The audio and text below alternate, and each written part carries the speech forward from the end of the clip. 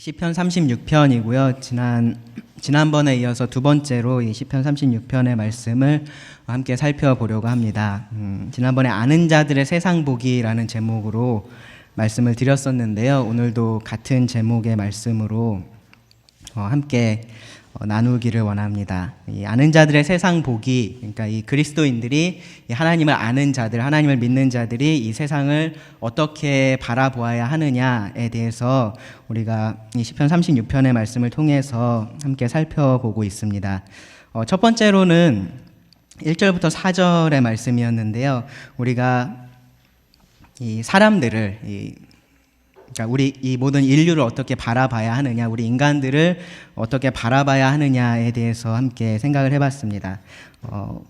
이 시편 기자의 결론은 이것이었습니다. 우리 모두가 이 하나님을 두려워하지 않는 죄인들이다. 그래서 회개하지 않으면 멸망당하는 것이 마땅하다. 그것이 이 인류에 대한 이 성경의 시각이다라고 말하고 있습니다.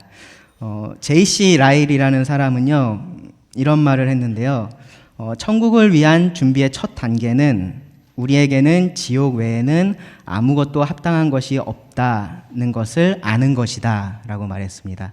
그러니까 모든 사람이 죄인이고 모든 사람이 하나님 앞에서 죄인이기 때문에 그 하나님의 심판의 대상, 그래서 이 멸망의 대상이 된다라는 것, 그것만이 우리들에게 합당한 것이고 그 외에 우리들에게 주어지는 것은 모든 것이 하나님의 은혜라는 것을 먼저 깨닫는 것, 우리가 하나님 앞에서 정말로 죄인이라고 아는 것, 그것이 이 천국으로 하나님께서 계신 그곳으로 가는 첫 번째 단계다라고 말을 한 것입니다.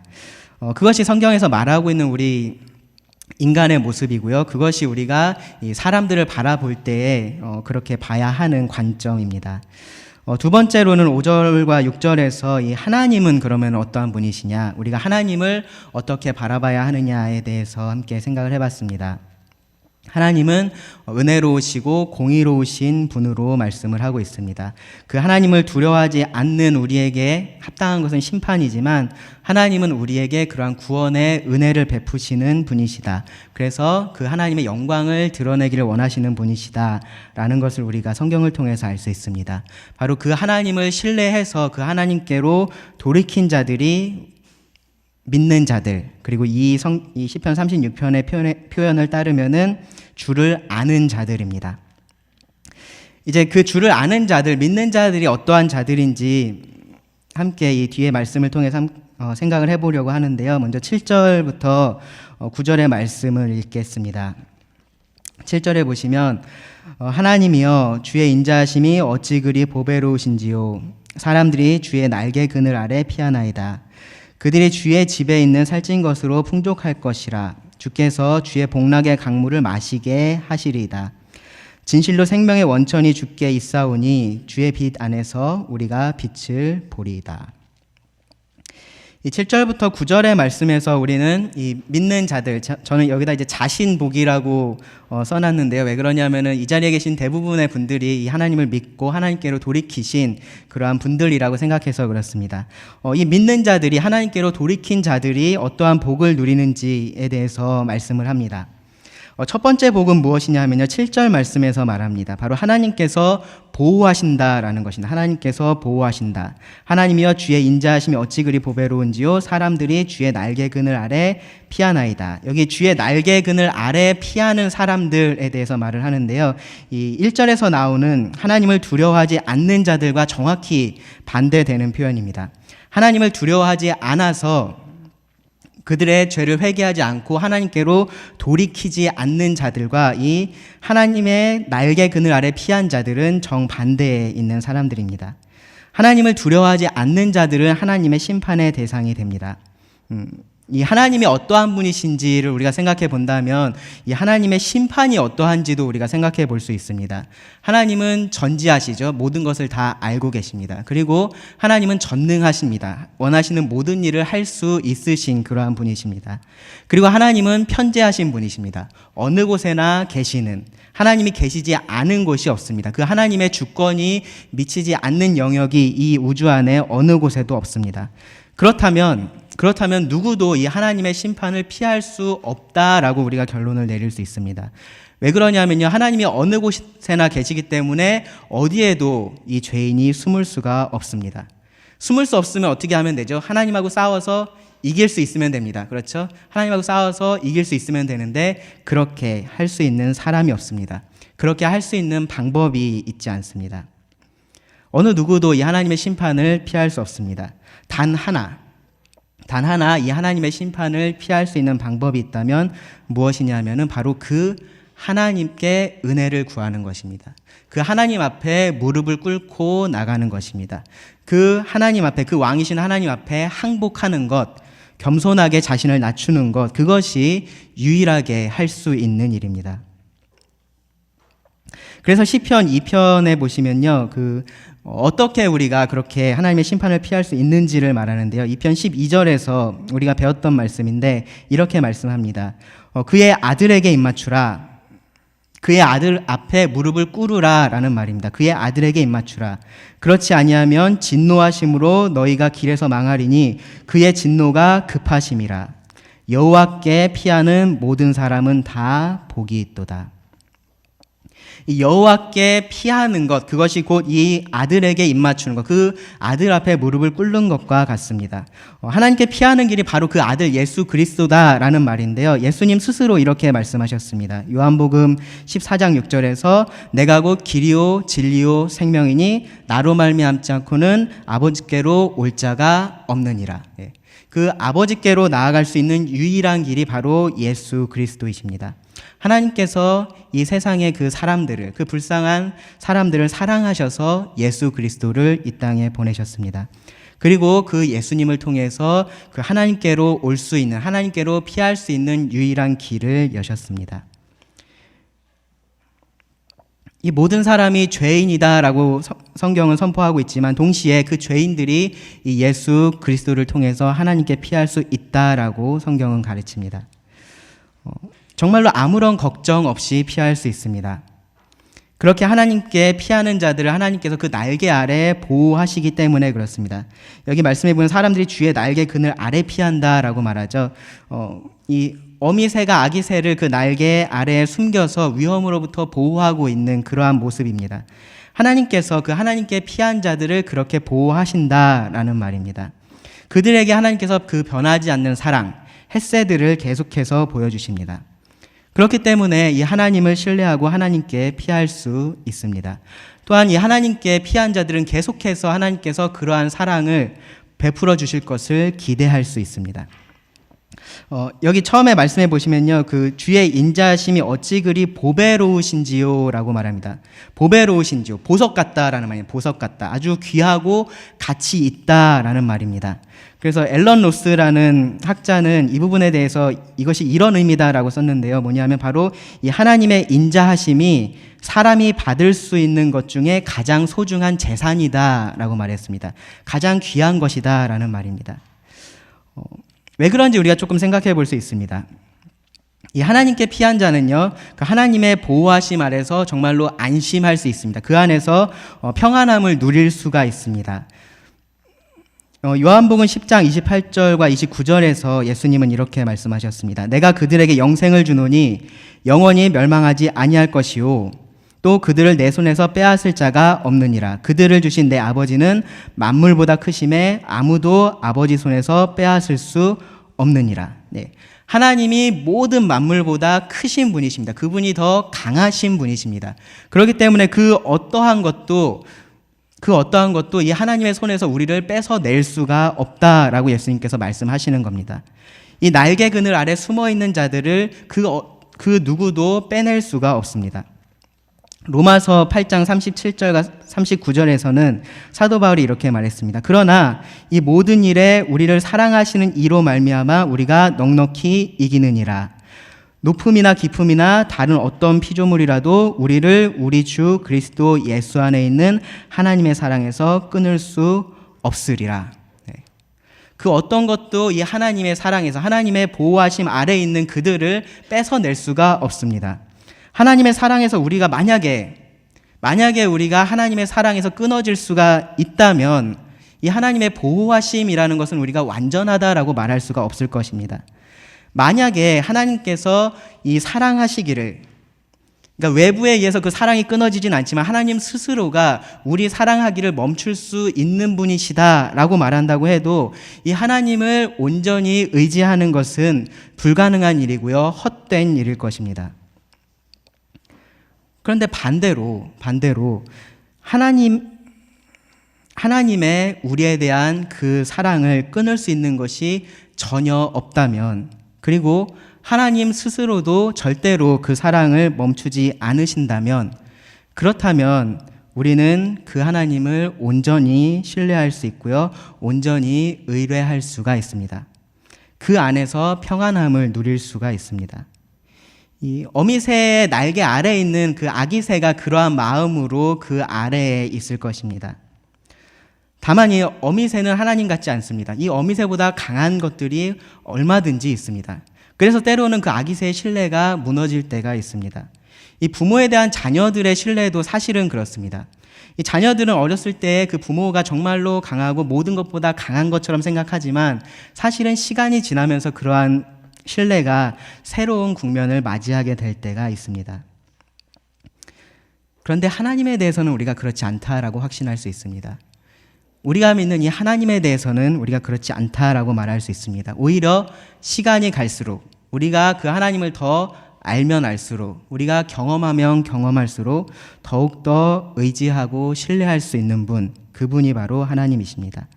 그래서 그분의 인자하심이 우리가 가질 수 있는 최고의, 그리고 가장 소중한 재산이 됩니다. 이어지는 말씀에서는요, 우리가 그런 하나님을 통해서 실제로 어떠한 복을 받게 되느냐, 하나님께서 그 날개 아래 피한 자들에게 어떠한 복을 내려주시느냐에 대해서 두 가지를 다윗이 말을 합니다. 그리고 우리가 어떻게 그러한 복을 받을 수 있는지 그 근거에 대해서 말을 하는데요. 이 다윗은 이 복에 대해서 먹고 마시는 것으로 비유를 해서 표현을 합니다.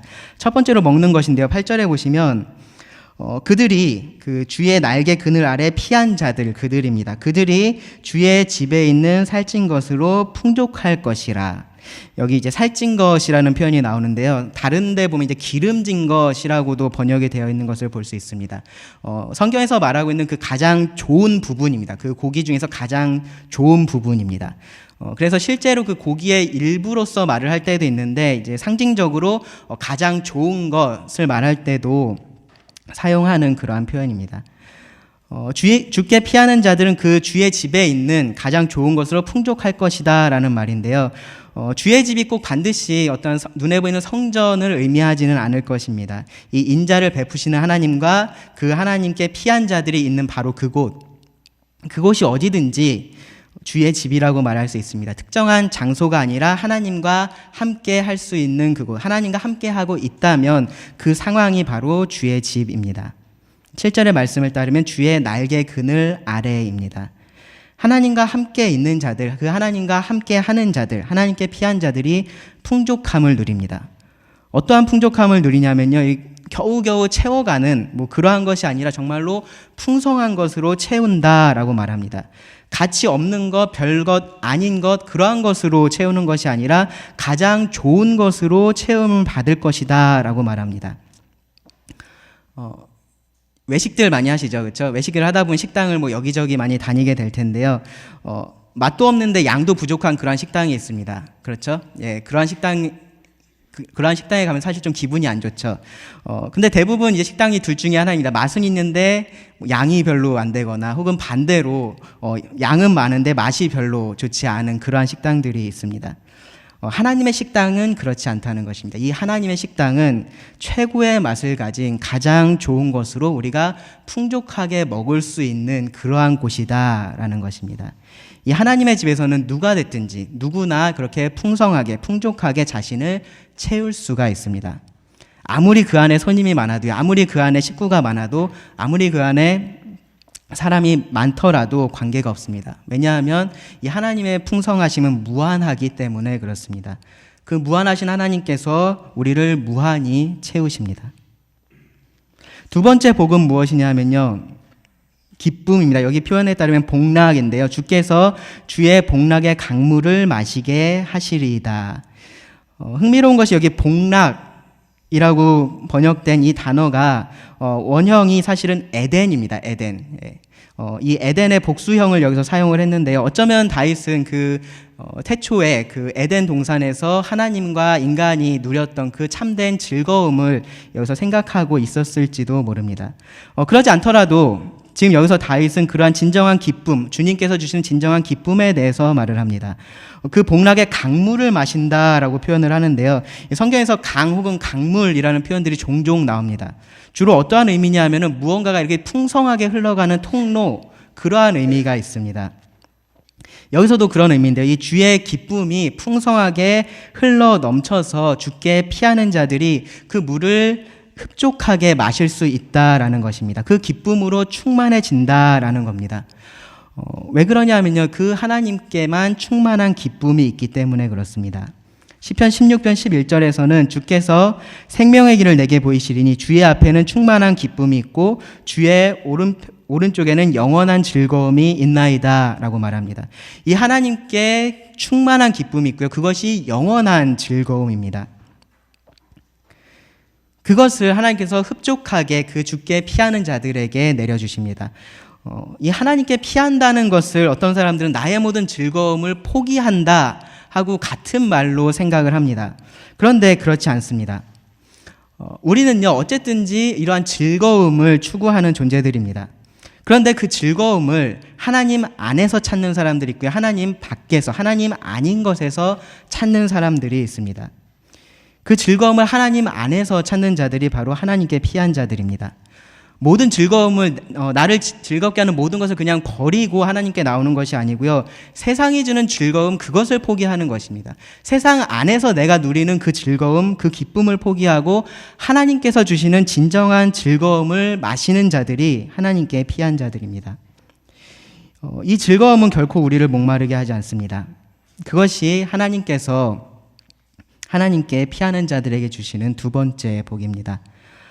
이런 진정한 만족 그리고 진정한 기쁨, 그러한 것을 우리가 얻을 수 있는 이유, 그 근거가 어디에 있냐 하면 바로 하나님이 생명과 빛이 되시기 때문에 그렇습니다. 9절 말씀해 보시면 진실로 생명의 원천이 주께 있사오니 주의 빛 안에서 우리가 빛을 보리이다. 하나님이 생명의 원천이 되십니다. 생명이 그 하나님에게서 솟아납니다. 모든 생명이 그 하나님께로부터 나옵니다. 육체적인 생명만 그런 것이 아니고요. 영적인 생명도 그렇습니다.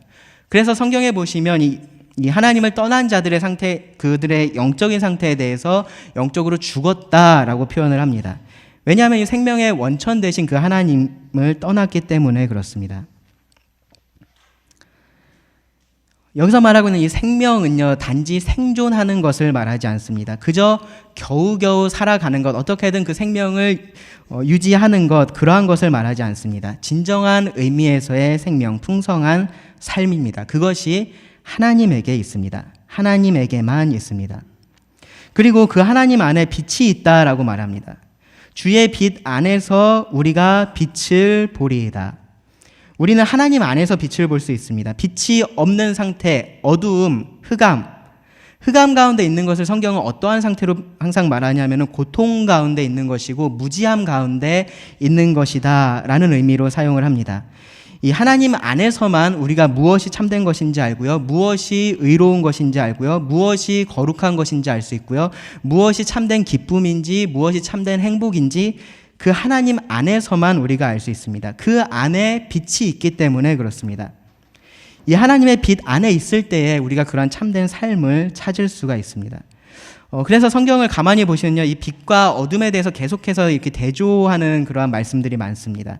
이 어둠은 항상 무엇과 연결되어 있냐면은 죽음과 연결되어 있습니다. 그리고 빛은 언제나 생명과 연결이 되어 있습니다. 빛과 생명, 떠오르는 말씀이 있으시죠? 요한복음 1장 4절에 보면 예수님에 대해서 이렇게 말합니다. 그 안에 생명이 있었으니 이 생명은 사람들의 빛이라. 오직 하나님이 우리의 생명과 빛이 되십니다. 그렇기 때문에 우리는 그 하나님 안에서만 진정한 만족과 기쁨을 찾을 수가 있습니다. 사람들은 누구나 이러한 만족을 추구하면서 살아갑니다. 자신을 어떻게 하면 더 기쁘게 할까 그러한 생각들을 하면서 살아갑니다. 살면서 오늘은 내가 나를 어떻게 기쁘게 하지? 그렇게 생각을 직접적으로 하진 않겠지만 우리가 하는 모든 것들이 사실은 나를 기쁘게 하기 위해서 하는 일들입니다. 평생을 그렇게 사람들이 살아갑니다. 그렇다는 말은 평생 만족하지 못하면서 산다라는 말이 되고요. 평생을 그렇게 기뻐하지 못하면서 산다라는 말도 됩니다. 어린아이들에게는 사실은 이 사탕 하나, 장난감 하나가 그들에게 만족을 주기도 하고 어떠한 큰 기쁨을 주기도 합니다. 그거 하나만 있으면 정말로 더 바랄 것 없는 것처럼 간절하게 그런 것들을 부모에게 요구하는 것을 우리가 볼 수 있습니다.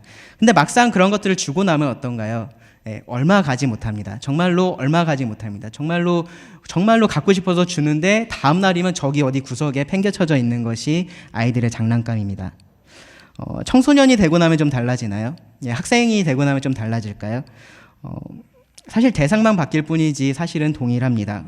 이 공부만 좀 안 하면, 이 학교 공부만 없으면 세상에 바랄 것이 없을 것 같습니다. 시험만 좀 안 보면 정말로 좋을 것 같습니다. 자기가 좋아하는 친구, 자기 마음에 딱 맞는 친구, 이 친구만 있으면 세상에 부러울 것이 아무것도 없을 것처럼 그렇게 생각을 합니다. 그런데 현실은 사실 그렇지 않습니다. 공부는 끝나지 않습니다. 안타깝지만 여러분은 평생 공부를 해야 합니다. 학교 생활은 끝날지도 모릅니다. 그런데 계속해서 공부는 해야 합니다. 또 다른 의미에서의 시험이 우리들 앞에 계속해서 있습니다. 내가 믿고 내가 좋아하는 친구, 내가 정말로 믿는 그러한 친구가 나를 실망시킬 때가 있습니다. 정말로 그 어렸을 때 친했던 그러한 친구가 나이 들어서는 보지도 않는, 보기도 싫은 그러한 친구가 되기도 합니다. 어른이 되면 달라질까요? 어른이 돼도 그렇게 달라지진 않습니다. 끊임없이 나를 만족시킬 수 있는 것, 내가 기뻐할 수 있는 것, 그것을 찾아다닙니다. 사탕이 돈으로 바뀌는 것뿐입니다. 장난감이 명예로 바뀌고요, 이성으로 바뀌는 것뿐입니다. 어떠한 가족의 이름으로 바뀌기도 합니다. 행복이라는 이름으로 바뀌기도 합니다. 하지만 여전히 자신을 만족시킬 수 있는 것, 그러한 기쁨을 추구한다라는 점에서 동일합니다. 안타깝게도요, 우리는 과거를 통해서 배우지 못했습니다. 이스라엘 백성들이 했던 일을 우리는 그대로 지금 반복하고 있는 것입니다. 하나님께서 그 이스라엘 백성들에게 뭐라고 말씀하셨냐 하면 예레미야 2장 13절에서요.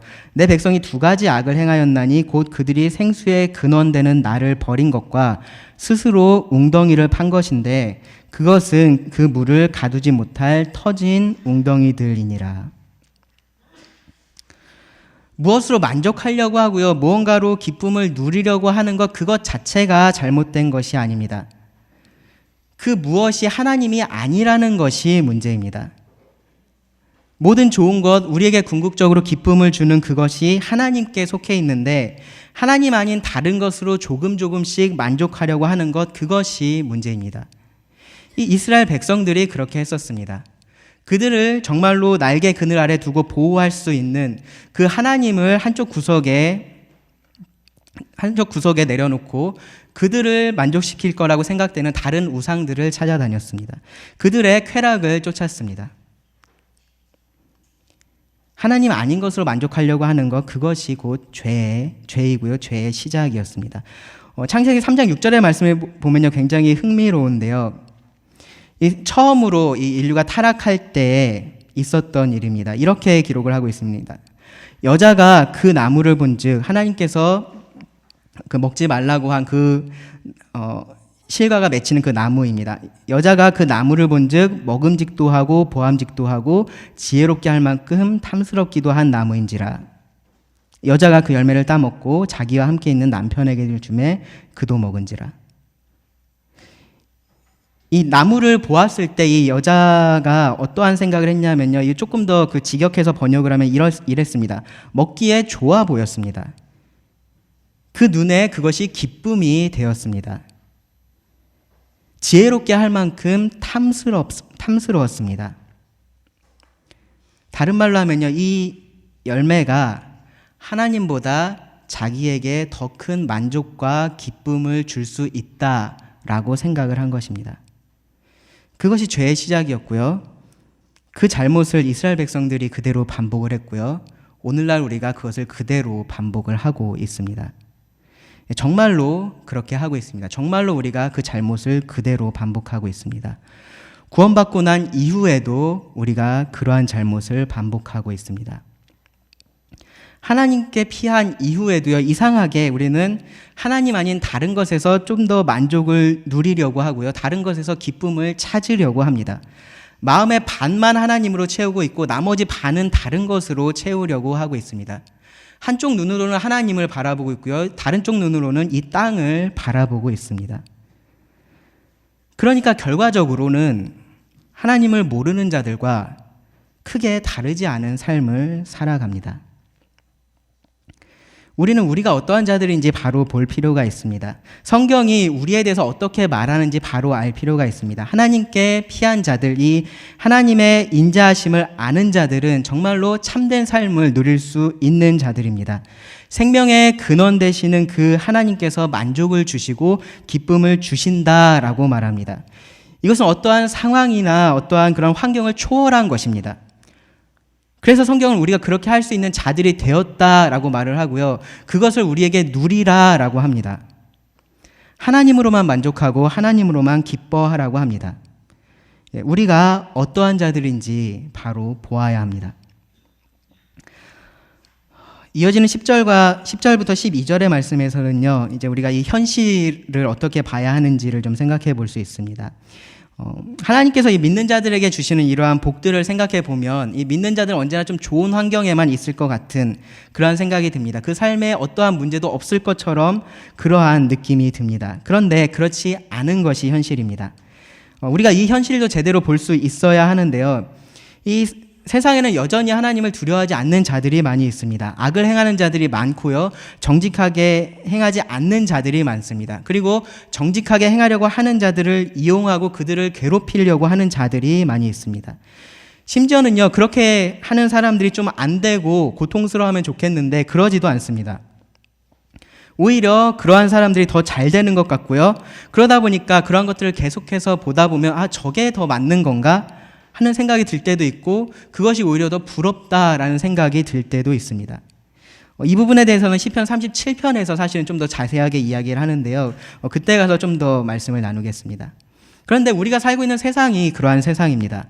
그런 세상을 보면서 다윗이 기도를 합니다. 그리고 그 기도를 확신 가운데 마무리를 합니다. 첫 번째로 어떠한 기도를 하냐 하면 이 주를 아는 자들을 위해서 기도를 합니다. 10절에 보시면 주를 아는 자들에게 주의 인자하심을 계속 베푸시며 마음이 정직한 자에게 주의 공의를 베푸소서.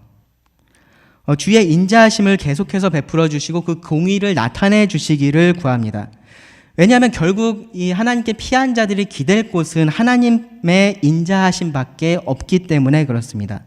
어떠한 상황에 있더라도 계속해서 하나님께서 그 인자하심을 베풀고 공의를 나타내신다면 그 상황을 이겨낼 수 있기 때문에 그렇습니다. 물론 하나님의 공의가, 그 하나님의 인자하심이 당장에 내가 원하는 모습으로는 드러나지 않을지도 모릅니다. 오히려 그럴 때가 더 많기도 합니다. 그런데 우리는 이렇게 기도하는 가운데 그분의 응답하심을 기다리면서 지금의 현실을 이겨나갈 수 있습니다.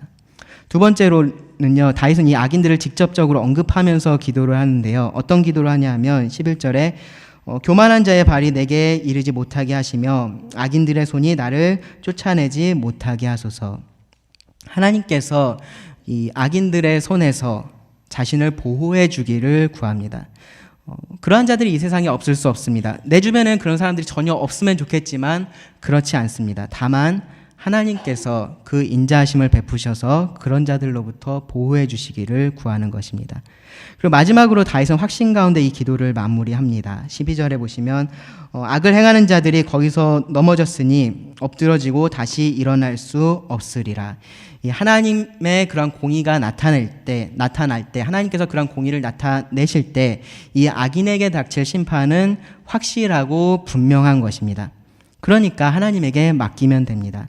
로마서 12장 19절에서 바울은 이렇게 말했습니다. 내 사랑하는 자들아, 너희가 친히 원수를 갚지 말고 하나님의 진노하심에 맡기라. 기록되었으되 원수 갚는 것이 내게 있으니 내가 갚으리라고 주께서 말씀하시니라.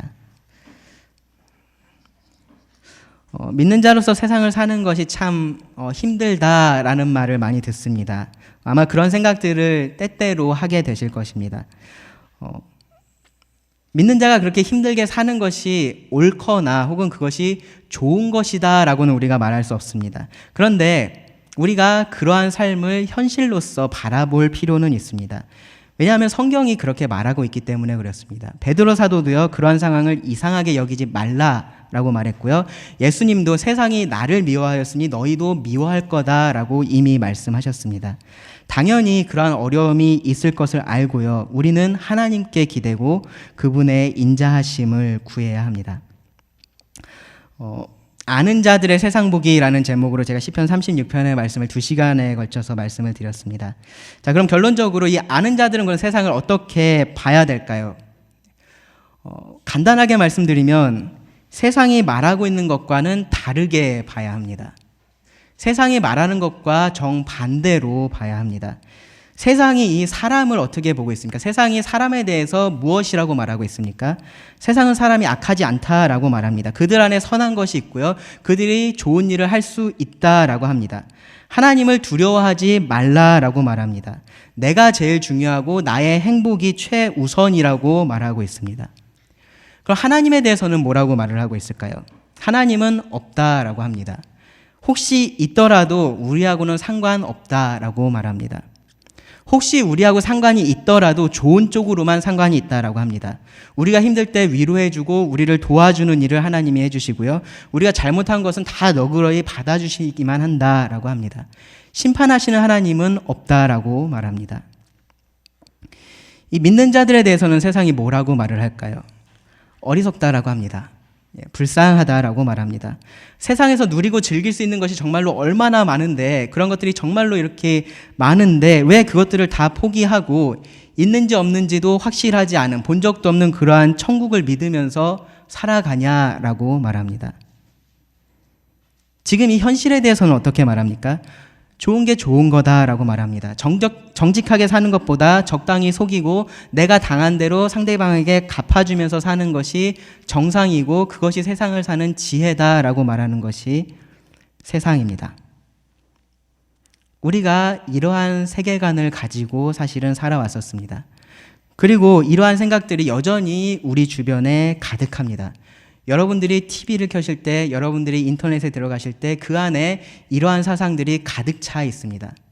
하나님은 저 땅바닥에 내려가 있고요. 인간이 하늘까지 올라가 있습니다. 그리고 이런 상황은요, 우리가 주님을 만날 때까지도 변하지 않을 겁니다.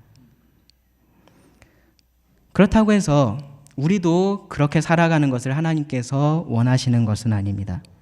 하나님은 우리에게 뭐라고 말씀하셨냐면 우리의 마음을 새롭게 해서 변화를 받으라라고 말씀하셨습니다. 하나님을 대적해서 높아진 모든 것들을 다 무너뜨리고 그 생각을 사로잡아서 그리스도에게 복종하게 하라라고 말씀하셨습니다. 세상이 인간에 대해서, 그리고 하나님에 대해서, 우리 믿는 자들에 대해서, 우리가 살고 있는 이 세상에 대해서 말하는 것들이 사실은 다 하나님을 대적해서 높아진 생각들입니다. 인간을 높이고 하나님을 낮춘 것에 대한 결과물들입니다. 우리 안에 있는 그러한 생각들을 버려야 합니다. 우리 안에 침투해 있는 그러한 생각들을 내려놓아야 합니다. 그리고 성경이 말하고 있는 하나님의 지혜로 우리를 채워야 합니다. 우리가 죄인입니다. 그 죄인인 우리를 이 공의와 사랑의 하나님께서 구원하셨습니다. 우리들에게 복을 주십니다. 그 안에서 우리가 만족할 수 있고요. 기쁨을 누릴 수 있습니다. 그 안에 참된 평안이 있습니다. 이 세상의 어려움을 이길 수 있는 힘이 그 안에 있습니다. 우리가 그 안에 있으면서 이 하나님의 생명과 빛을 전해야 할 그러한 사명이 우리들에게 있습니다. 하나님을 아는 자들에게 하나님께서 그러한 것들을 말씀해 주셨습니다. 우리가 정말로 하나님을 아는 자들이라면요, 우리가 그 하나님을 알고 그 하나님을 믿고 구원받은 자들이라면, 이 썩어져가는 세상 속에서 구원받은 자들이라면, 그 세상 속에서 분리된 자들이라면 이것이 우리가 바라보는 세상이어야 합니다. 정말로 말로만 그냥 그치 하나님께서 높으시지, 나는 죄인이지가 아니고요. 정말로 그렇게 이 세상을 바라봐야 합니다. 하나님을 하나님의 자리에 두고요. 인간을 인간의 자리에 두어야 합니다. 내 생각의 어느 한 부분이 혹은 내 삶의 어느 한 구석에서 이 자리가 바뀌어 있을지 모릅니다. 그런 것들을 우리가 주의 깊게 살펴야 하고요. 조금씩 바꿔가야 합니다. 그것이 이 주를 아는 자들이 살아가야 할 올바른 삶입니다. 기도하시고 말씀을 드리겠습니다.